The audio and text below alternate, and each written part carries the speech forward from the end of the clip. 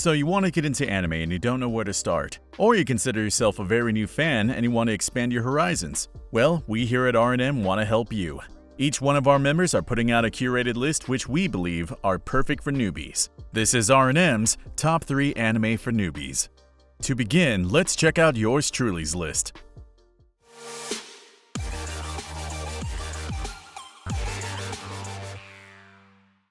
Kicking off my first pick is Haikyuu. Now, if we go back even 10 years ago, you'd be hard-pressed to try to recommend a sports anime as a good entry point to get into, especially here in the West. However, some of the most engaging anime titles in recent times has come in the form of sports anime, with Haikyuu leading the way as a prime example of this. Even without any knowledge or care of volleyball, it's very easy to get sucked into the narrative with its engaging cast of characters, fun character designs, and solid animation from Production IG. It also has a very catchy, upbeat soundtrack composed by Yuki Hayashi. For anyone who's seen My Hero Academia, the music can sound very familiar as they both share the same composer.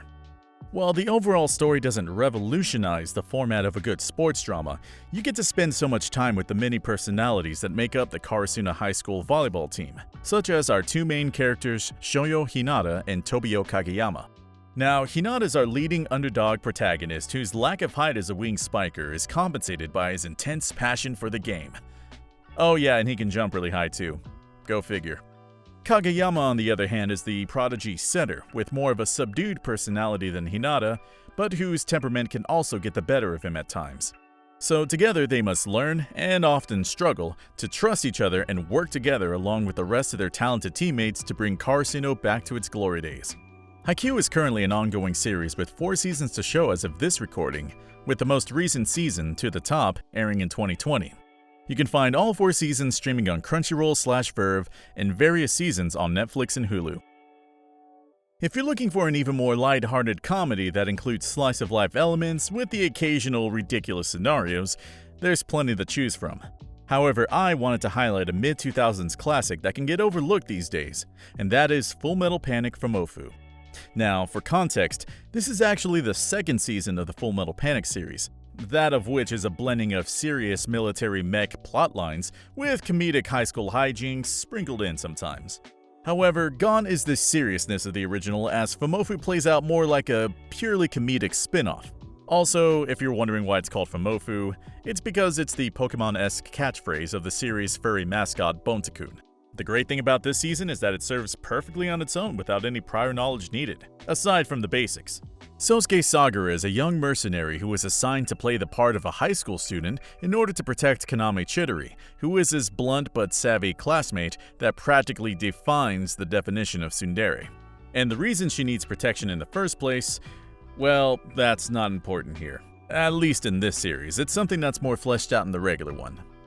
The real kicker is that Sosuke, who grew up as a child soldier in various war hotspots, isn't exactly adept at normal Japanese life and often solves everyday problems with a, let's just say, militaristic approach.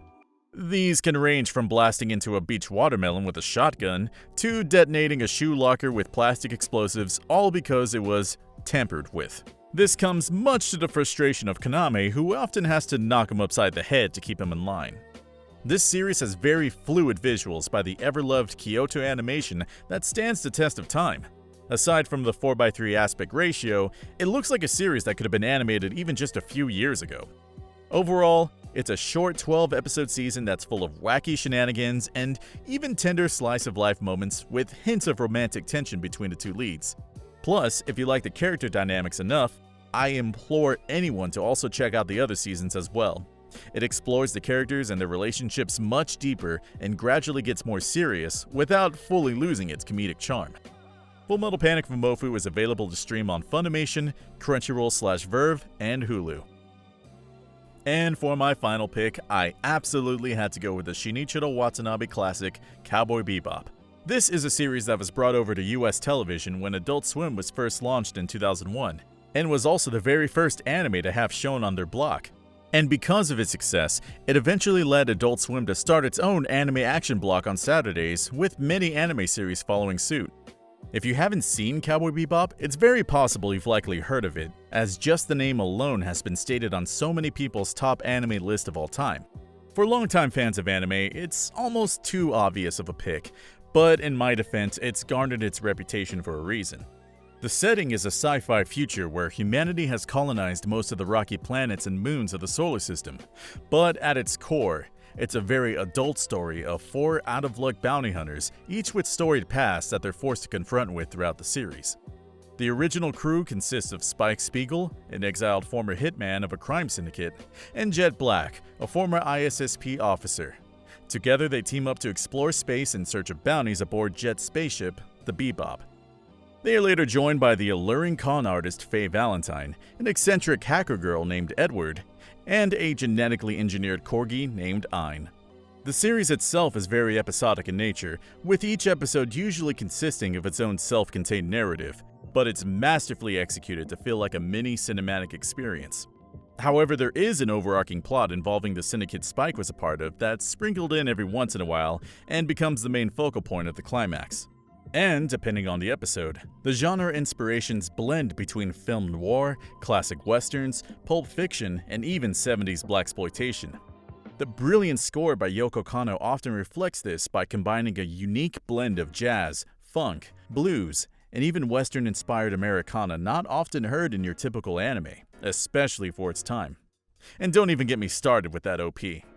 So good.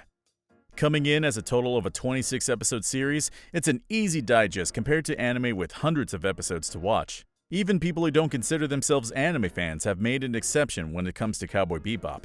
Hence why if you're new to the anime scene, Bebop is not a bad place to start if you're looking for enriching adult storytelling. Cowboy Bebop is available to stream on Funimation and Hulu. Thank you so much again for watching our videos. Do you agree or disagree with the list? Let me know in the comments below and what anime you would have chosen. We'll be hearing from more of our members and their picks very soon. And as always, remember to like, subscribe, and leave a comment to join the nation and continue the conversation. This is Mugen signing out.